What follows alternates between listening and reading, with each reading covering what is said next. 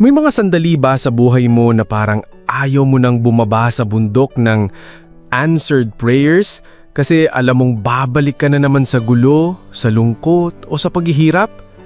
Panahon na muli para ibahagi ko sa inyo ang kaunting mensaheng nakapagpapatibay ng loob sa pamamagitan ng Ebanghelyo ngayong araw.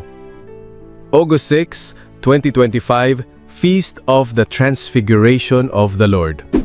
Sa Ebanghelyo natin ngayon mula sa Lucas 9:28b to 36, isinama ni Jesus sina Pedro, Santiago at Juan sa tuktok ng bundok para manalangin. At sa gitna ng panalangin, nagbago ang anyo ni Jesus. Kuminang ang kanyang mukha at ang kanyang kasuotan ay naging puting-puti. Nagpakita rin sina Moises at Elias at kinausap si Jesus tungkol sa kanyang kamatayan na nalalapit. Si Pedro, tuwang-tuwa, "Panginoon, mabuti pang magtayo tayo ng 3 tolda dito." Pero habang nagsasalita pa siya, isang makapal na ulap ang dumating at isang tinig ang nagsabi, "Ito ang aking anak, ang aking hinirang, pakinggan ninyo siya."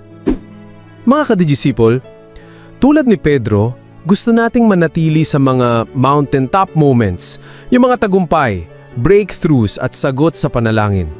Pero darating talaga ang oras na kailangan nating bumaba sa bundok at harapin ang realidad, pagsubok, kahirapan at kalungkutan. Pero tandaan natin, hindi binawi ni Jesus ang liwanag. Iniwan niya ito sa alaala ng mga alagad para maging lakas nila sa panahon ng dilim. Ganon din ang ginagawa niya sa atin. Yung mga sandali ng liwanag, prayers answered, moments of peace ay paalala na may Diyos kang kasama kahit sa kadiliman. Mga kadisipol, kung dumaan ka man sa dilim ngayon, alalahanin mong may liwanag kang nakita sa bundok. At ang tinig man Ama ay malinaw pa rin. "Ito ang aking anak, ang aking hinirang, pakinggan ninyo siya." At aking paalala, ang pananampalataya ay hindi lang para sa tuktok ng bundok, kundi lalo na sa lambak ng pagsubok. Ako po si Brother Rai, online for Christ, offline with purpose. God bless.